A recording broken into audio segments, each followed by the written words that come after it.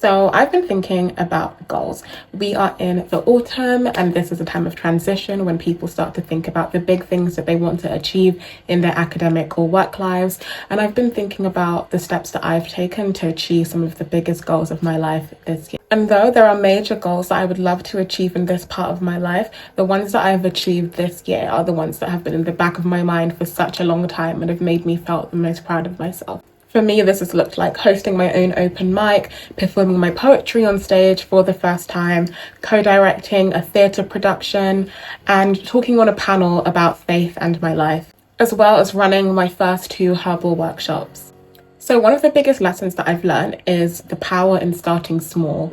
My first herbal workshop was a collaboration with another organisation, and it was very small before I went on to host the larger event. Before directing, I worked backstage in multiple different roles, and my first open mic event had around 7 people. You do not have to start huge. You can start exactly where you are and build from there. Starting small enabled me to be able to build confidence, and that gave me the grounds that I needed to build the connections that I needed in order to get the opportunities that I was able to. The second thing that enabled me to be able to reach so many goals this year was learning the power of people. People are really everything. Talking to people, saying yes to opportunities, these are how doors open. And I met these people through events that were similar to the ones that I contributed to. So I met someone who helped me with my herbalist workshop at an apple pressing workshop. I met friends who helped me with my open mic at different open mics at different creative events. You really have to go out to just things that you enjoy, to be authentically you, go to spaces that you enjoy, and you will naturally be able to meet people who will help you reach your goals. Even with the financial side, with the organisation that I collaborated with for my first herbal event, they covered the cost for all of the resources that I used. And to this day, I still have an abundance of resources that I could use for future workshops. You're also able to build so much knowledge from other people who have experience in a plethora of different areas. So yeah, people are everything. Build your community and build your opportunity. Opportunities come through people. The third was planning. If you are a multi-passionate person like me, planning is really everything. Being a multi-passionate person essentially makes planning 10 times harder because you have so many different things that you want to dip your toes in, and sometimes you can just reach a place of stagnancy where there's so much that you don't feel like you can start anything.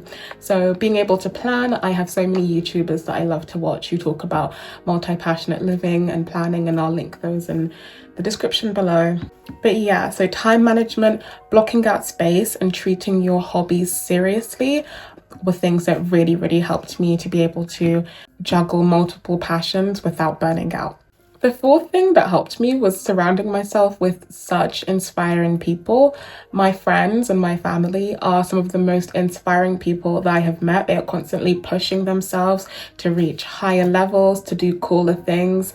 And it is so inspiring to be just surrounded by so many people who want to push themselves. It makes me want to push myself as well. And also being around people who are cool show you how expansive life is. Honestly, inspiration is a very contagious thing, and it spreads like wildfire. And number 5, I truly believe in the philosophy of maximizing your free will. And I'm not going to pretend that life doesn't have so many different constraints: time, money, health, so many different things. But within those limits, there are so many different achievements that you can still reach. So yeah, when I look back at these achievements that I've done this past year, it just proves to me that there is so much more that I can do. I think when you start off with such small achievements, things that have been in the back of your mind, like an itch that you want to scratch, it gives you the motivation. They just make me realize how much more I can do. And it's not about ignoring the hard stuff that's going on in your life, but it's about doing as much as you can with the power that you do have. And that in itself builds momentum for the next step. So yeah, those are the ways that I actually achieved my goals, ones that I've been wanting to do for so long, and doing them gave me so much confidence. So if there is something that you've been wanting to do for such a long time, don't sit on it. Start to plan, surround yourself with some like-minded people, and honestly, just go for it and maximize your free will. But yeah, if there is something that you've been wanting to do for such a long time, I would love to hear it. Drop it down in the comments below and tell me what is the first step that you're going to take towards this goal. I hope you enjoyed today's video and I will see you at the next one.